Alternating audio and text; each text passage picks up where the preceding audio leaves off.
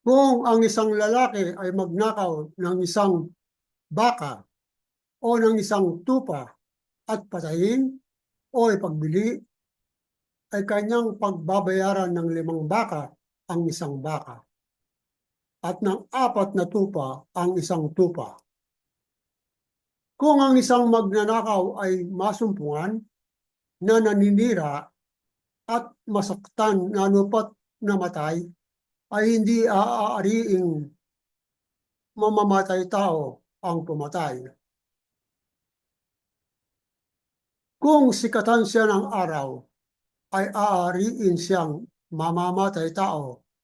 Siya'y dapat magsauli ng kabayaran. Kung siya'y wala, ay pagbibili siya dahil sa kanyang ninakaw. Kung ang ninakaw ay masumpuang buhay sa kanyang kamay, maging baka o asno o tupa, ay magbabayad siya ng ibayo. Kung ang sino man ay magpastol sa isang bukid o sa isang ubasan at pawalan ng kanyang hayop at pastulin sa bukid ng iba, sa pinakamaiinam sa kanyang sariling parang at sa pinakamainam sa kanyang sariling ubasan, ay sasaulian niya. Kung may magningas na apoy at magtangay ng mga tinik, na anupat ang mga mandala o ang mga uhay o ang bukid ay masunog, ay tunay na magbabayad yaong nagpalingas ng apoy. Kung ang sino man ay magpatago sa kanyang kapwa ng salapi o pag-aari at nakawin sa bahay ng taong yaon, kung masumpungan ng magnanakaw, ay magbabayad ng ibayo. Kung hindi masumpungan ng magnanakaw, ay lalapit ang may-ari ng bahay sa Diyos upang maalaman kung hindi niya pinakialaman ang pag-aari ng kanyang kapwa. Sapagkat lahat ng bagay na pagsalangsang, maging sa baka, maging sa asno, maging sa tupa, sa damit o sa anumang bagay na nawala, na may magsabi, ito nga ay akin, ay dadali sa harap ng Diyos ang usap ng dalawa. Yaong parurusahan ng Diyos ay magbabayad ng ibayo sa kanyang kapwa.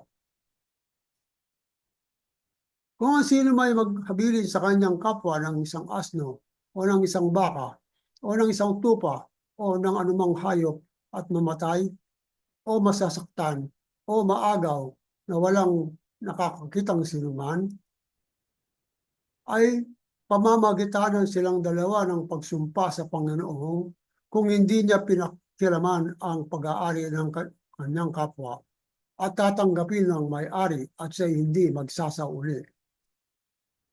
Datapat kung kanyang ninakaw sa kanya ay sasaulihan niya ng may-ari niyaon. Kung ang nalapa ay dadalhin pinakapatotoo at hindi sasaulihan ang nalapa. At kung ang sino man ay umiram ng anuman sa kanyang kapwa at masaktan o mamatay na hindi kaharap ang may-ari, ay walang pagsala na siya'y magsasauli. Kung ang may-ari niyaon ay kaharap at hindi niya sasaulihan, kung isang bagay na pinaupahan ay uhulog sa kanyang kaupahan. At kung dayain ng isang lalaki ang isang dalaga na hindi pa niya nagiging asawa at kanyang sipingan, ay tunay na kanyang ipagbabayad ng bigay kaya upang maging asawa niya. Kung itangging mainam ng kanyang ama na ibigay sa kanya, ay magbabayad siya ng salapi ayon sa bigay kaya sa mga dalaga. Huwag mong babatahing mabuhay ang isang babaeng manggagaway. Sino bang makiapid sa isang hayop ay papatayin walang pagsala? Yaong maghain sa anumang Diyos, maliban sa Panginoon lamang, ay lubos na papatayin. At ang taga-ibang lupa ay huwag mong aapihin o pipighatiin man, sapagkat kayo'y naging taga-ibang lupa sa lupain ng Ehipto. Huwag mong papagdadalamhatiin ang sino mang babaeng bao o ulila. Kung iyong dalamhatiin sila sa anumang paraan, at sila'y dumaing sa akin, ay walang pagsala na aking didinggin ang kanilang daing. At ang aking pag-iinit ay mag-aalam at ang aking papatayin kayo ng tabak, at ang inyong mga asawa ay magiging bao, at ang inyong mga anak ay mga ulila. Kung magpautang ka ng salapi sa kanino man sa aking bayan na kasama mo na dukha, huwag kang magpapakamanunubo sa kanya, ni hihingan mo man siya ng tubo. Kung iyong tanggapin sa anuman ang damit ng iyong kapwa na pinakasangla, ay iyong isosauli sa kanya bago lumubog ang araw. Sapagkat yan ang kanya lamang pangbihis, siyang kanyang pangdamit sa kanyang balat. Ano nga ang kanyang ipangtutulog? At mangyari na pagka siya'y dumaing sa akin, ay aking didinggin sapagkat ako'y mapagbiyaya. Huwag mong lalapastanganin ang Diyos, ni susumpain man ang pinuno sa iyong bayan.